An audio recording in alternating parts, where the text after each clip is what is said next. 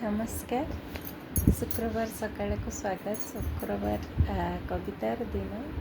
ଚାଲନ୍ତୁ ଶୁଣିବା ଆଜିର କବିତା ରାସ୍ତା। ଚାରିଆଡ଼ ଅନ୍ଧକାର କଳା ବାଦଲର ଆଢ଼ୁଆଳେ, ଦୂରେଇ ଠିଆ ବିରାଟ ଧୂସର ପାହାଡ଼ ସ୍ଥୂଳକାୟ ଦିଗ୍ବଳୟ, ମାଡ଼ି ଆସେ ବରଷା ବତାସର ଶୀତଥରା ପବନ କାୟାରେ।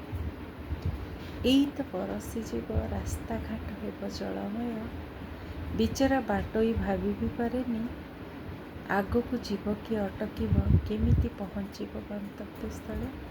ହତାଶାର ଗତି ବଢ଼ାଏ ଭୟର ଘନଘଟା, କେମିତି କଟିବ ରାସ୍ତା ଏ ତ ଅନିଶ୍ଚିତତା।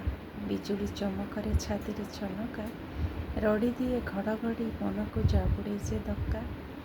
ଆଖି ଆଗେ ଭାସିଯାନ୍ତି କିଛି ଜୀବଜନ୍ତୁ, ଦୟନୀୟ ବରଷାର ରୂପ, ଭୟର କରାଳତାରେ ଅଟକି ଯାଆନ୍ତି କିଛି ଲୋକ। ଆଖି ବନ୍ଦ ହାତ ଯୋଡ଼ି ଆକୁଳ ପ୍ରାର୍ଥନା, ହେ ପରମେଶ୍ୱର ସାହା ହୁଅ ନଦିଅ ଯାତନା।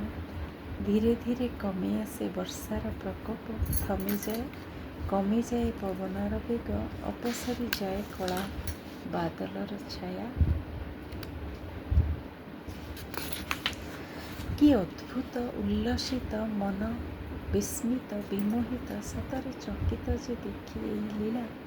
କାହାର ଥିଲା ଏ ଭଗବାନଙ୍କର ସୃଷ୍ଟି ନା ପ୍ରକୃତିର? କିଛି ଦିନ ପରେ ସେଇ ବାଟେ ଗଲାବେଳେ ଅଟକି ଦେଖିଲି ସେଇ ରାସ୍ତା ନଦୀ କୂଳେ, କାଶତଣ୍ଡିର ଲହର ଶୁଭ୍ର ପଣତରେ ଆବୁରି ବସିଛି ନଦୀ ପଠା। ଦୂରେ ହସେ ସବୁଜ ବନାନୀ ଭରା ପାହାଡ଼ ଆଉ ଦିଗ୍ବଳୟ। ମନେ ମୁଁ ଆଚମ୍ବିତ, ଏମିତି ଦେଖି ତ ନଥିଲି ଏ ସୌନ୍ଦର୍ଯ୍ୟ ସେଦିନ। ସେଇ ଜାଗା ସେଇ ପଠା ଥିଲା ଅତୀବ ସୁନ୍ଦର, ଅପରୂପା ବିଭାବରୀ ପ୍ରକୃତି ମା'ର। କେବେ ଭୟଭୀତ କରାଏ ରାସ୍ତା ଦୁର୍ଗମିତ, କେବେ ଅଭୟଦାୟିନୀ ମା କରେ ସବୁ ବାଧା ପ୍ରତିହତ। ରାସ୍ତା ଜୀବନ ଦୋଛକିରେ ସଦା ଅଲୌକିକ, କିଛି ତ ଭାବିବାକୁ ହେବ। ରାସ୍ତା ଜୀବନ ଦୋଛକିରେ ସଦା ଅଲୌକିକ, କିଛି ତ ଭାବିବାକୁ ହେବ। ନମସ୍କାର।